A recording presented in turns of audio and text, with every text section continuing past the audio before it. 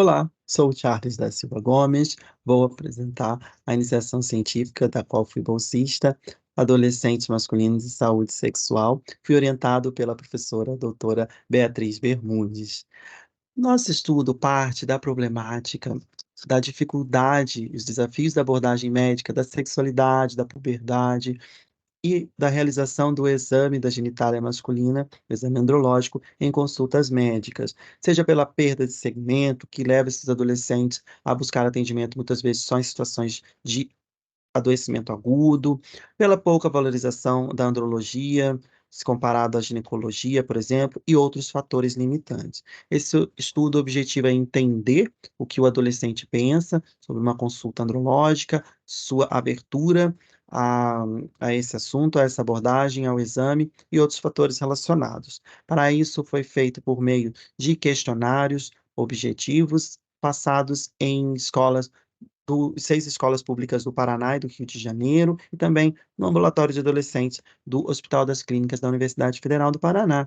Respeitando os critérios de inclusão, chegamos ao número de 237 questionários válidos, dos quais fizemos a análise descritiva dos dados categorizados. A idade variou entre 12 e 19 anos, sendo a grande maioria residentes de bairros de classe média baixa, com uma boa representatividade de outras camadas da sociedade.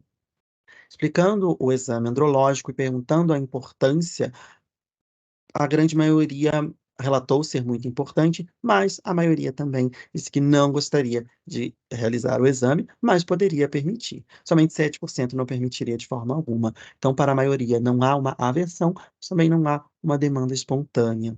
Em diferentes situações de conforto e desconforto durante a realização do exame, a presença dos pais ou acompanhantes é um importante fator de desconforto para a grande maioria, enquanto que, para 60%, estar sem nenhum acompanhante durante o exame da genitália é uma situação mais confortável. Estar na presença de mais de um profissional, como preconiza muitos guias de atendimento ao adolescente, é um fator importante de desconforto para a grande maioria, enquanto que estar apenas com um profissional, ao contrário, é um fator de conforto para a realização do exame.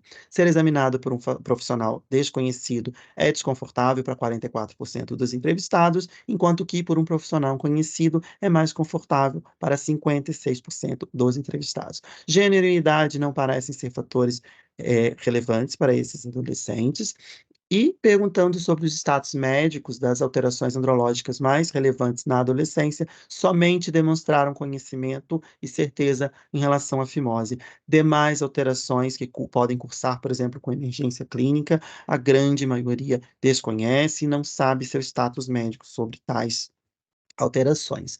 As fontes de informações sobre sexualidade se concentram na família, para a metade, mas um número importante afirmou também buscar informação na internet, estando aí sujeito a informações equivocadas ou ação de pessoas mal intencionadas, e 38,8% não tem ninguém como fonte de informação sobre sexualidade. A exposição aos fatores de risco, mesmo para aqueles em maior idade, pedimos que respondesse referente à sua menoridade antes dos 18 anos, e a relação sexual após o consumo de drogas aconteceu em 17% dos adolescentes antes dos 18 anos, enquanto que a relação sexual com pessoa adulta, sendo menor de idade, aconteceu em 22% dos adolescentes entrevistados. O envio de fotos íntimas na internet ocorreu em mais de um quarto dos adolescentes entrevistados antes dos 18 anos, enquanto que a relação sexual sem preservativo aconteceu em 34% dos casos dos adolescentes participantes do estudo. E uma boa parcela que não se expôs a esses fatores de risco considerava realizá-los antes dos seus 18 anos. Então, percebemos que esses adolescentes reconhecem a importância da andrologia, estão abertos, não é uma demanda espontânea, mas não há uma aversão ao exame andrológico. É claro que o vínculo pode ser um fator determinante, o exame pode ser adequado aos fatores individuais de cada adolescente, e vimos uma necessidade evidente de trabalhar a saúde masculina, os comportamentos de risco e exposição na internet com esses adolescentes. O resumo do estudo foi submetido ao Congresso Brasileiro de Adolescência, selecionado para apresentação como tema livre oral, e recebemos o prêmio de melhor trabalho na categoria. Aqui estão as nossas principais referências. Muito obrigado.